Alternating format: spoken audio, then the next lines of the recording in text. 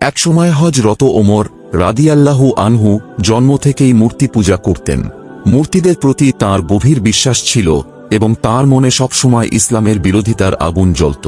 এদিকে যখন রাসূলুল্লাহ হযরত মুহাম্মদ সাল্লাল্লাহু আলাইহি ওয়াসাল্লাম এর দাওয়াতে মুসলমানদের সংখ্যা দিন দিন বাড়ছিল, ঠিক সেই সময় ইসলামকে মুছে ফেলার জন্য কুরাইশরা অনেক চেষ্টা করল।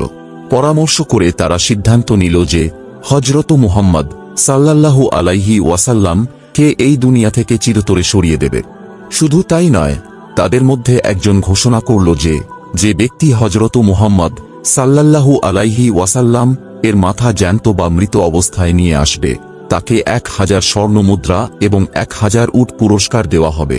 বলা হলো, যদি তোমাদের মধ্যে এমন কেউ থাকে তবে এই কাজ করো আর ঘোষিত পুরস্কার নিয়ে নাও। সবাই চিন্তায় পড়ে গেল যে হযরত মুহাম্মদ সাল্লাল্লাহু আলাইহি ওয়াসাল্লাম এর মাথা কিভাবে আনা যায়। এই নিয়ে সবাই একে অপরের দিকে তাকাতে লাগল। হঠাৎ হযরত ওমর রাদিয়াল্লাহু আনহু খোলা তলোয়ার হাতে উঠে দাঁড়ালেন এবং বললেন, আমি এই কাজ করব। আমি মুহাম্মদের মাথা কেটে আনব এবং সবার সামনে পেশ করব। আমার পুরস্কারের লোভ নেই।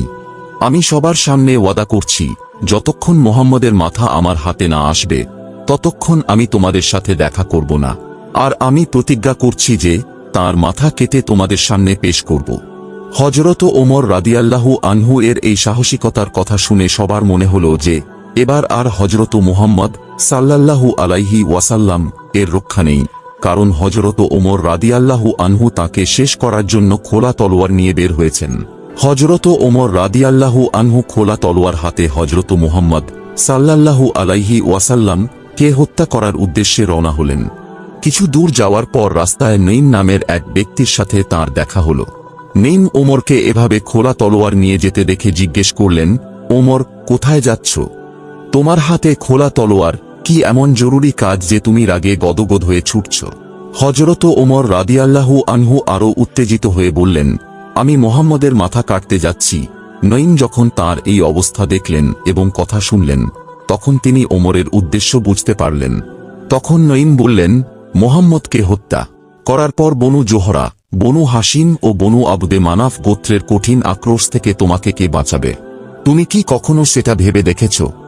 নঈমের এই কথায় হযরত ওমর রাদিয়াল্লাহু আনহু আরও রেগে গিয়ে জোরে বললেন, তোমার এত চিন্তা করার কি দরকার?